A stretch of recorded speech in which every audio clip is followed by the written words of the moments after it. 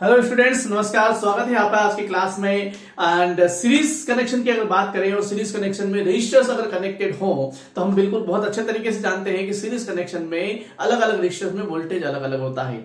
लेकिन क्या आप जानते हैं, अगर आपको टोटल वोल्टेज की वैल्यू दे रखी हो, रजिस्टर्स की वैल्यू दे रखी हो, तो किस तरह से अलग अलग रजिस्टर्स में वोल्टेज कैलकुलेट किया जा सकता है, या फिर किस तरह से अलग अलग सीरीज कनेक्शन के रजिस्टर में वोल्टेज डिवाइडेड होता है। यस माय डियर फ्रेंड्स, आज की क्लास में हम इसी चीज की बात करने वाले हैं कि अगर डिफरेंट रजिस्टर्स आपके सीरीज में कनेक्टेड हैं और टोटल वोल्टेज की वैल्यू गिवन है, टोटल आपको अलग अलग रजिस्टर्स की वैल्यू गिवन है, तो इन सब चीजों की मदद से आप हर एक रजिस्टर में वोल्टेज ड्रॉप की वैल्यू कैलकुलेट कर सकते हैं। तो स्वागत है आप सभी का आज की क्लास में। और जो लोग चैनल पर नए हैं, चैनल को सब्सक्राइब कर लेना और बेल आइकन को प्रेस कर देना, सो दैट आपको सारी क्लासेस के आने वाली क्लासेस के नोटिफिकेशन भी टाइम टू टाइम मिलते जाए। मैं यहां पर आपके साथ basic electrical and electronics engineering की बात कर रहा हूं।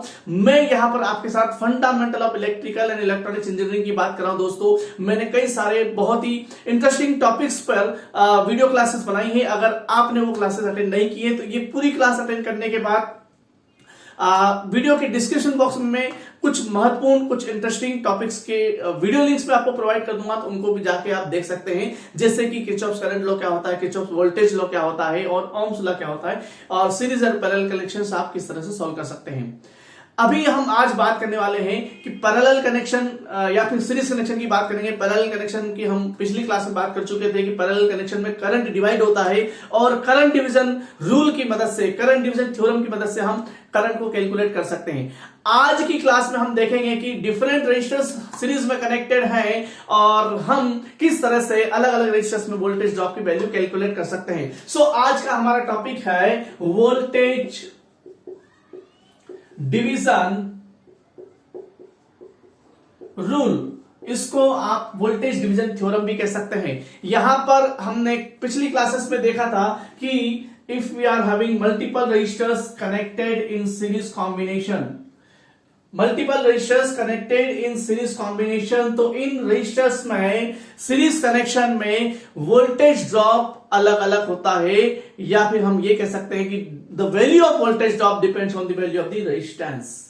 सो आज हम ये देख रहे हैं कि अगर मैं उदाहरण के लिए दो रजिस्टर लेता हूं, दो रजिस्टर ये सीरीज में कनेक्टेड हैं एंड इसमें यहां पर हमने वोल्टेज सप्लाई दिया है, यहां पर सीरीज कनेक्शन में हमने वोल्टेज सप्लाई दिया है, और मान लो कि ये आपने वोल्टेज सप्लाई दिया है V वोल्ट, और मुझे यहां पर वोल्टेज ड्रॉप की वैल्यू कैलकुलेट करना है, या फिर यहां पर वोल्टेज ड्रॉप की वैल्यू कैलकुलेट करना है।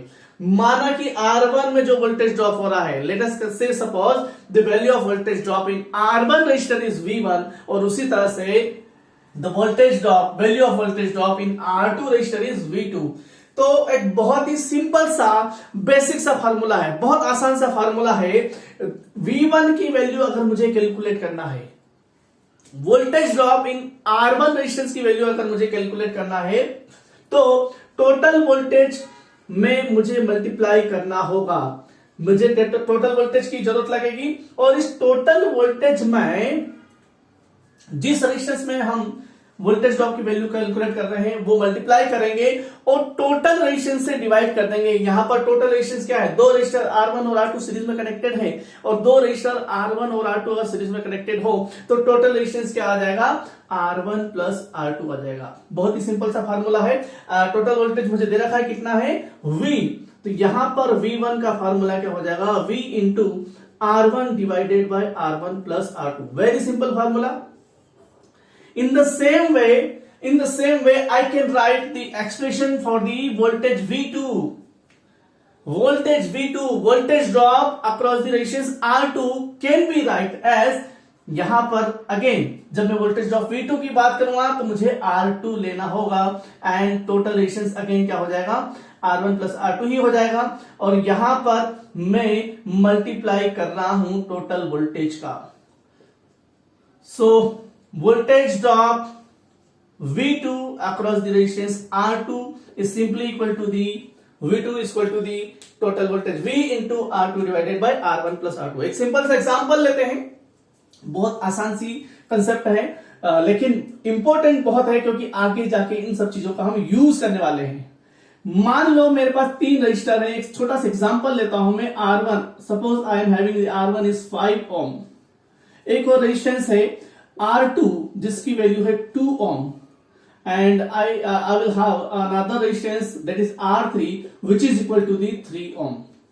These R1, R2, R3 are connected in series combination और यहां पर एक वोल्टेज सप्लाई दिया है that is V, total voltage V which is equal to the 10 volt.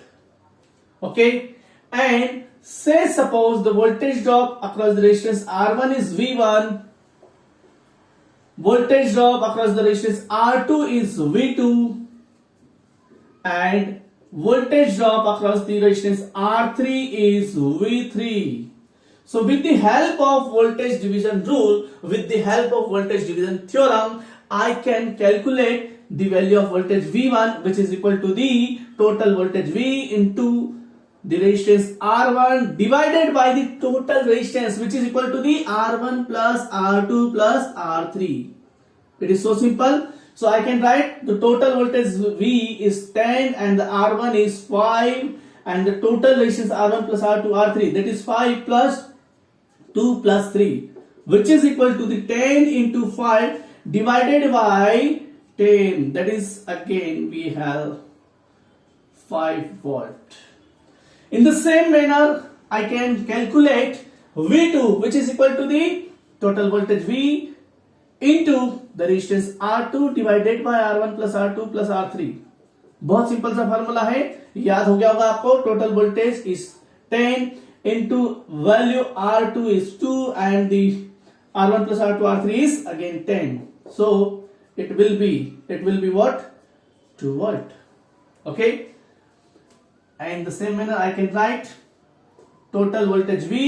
I can write the expression for the voltage V3 that is total voltage V into R3 divided by R1 plus R2 plus R3, that is 10 into what is the value of R3? 3 ohm and it divided by the 10 which is equal to the 3 volts.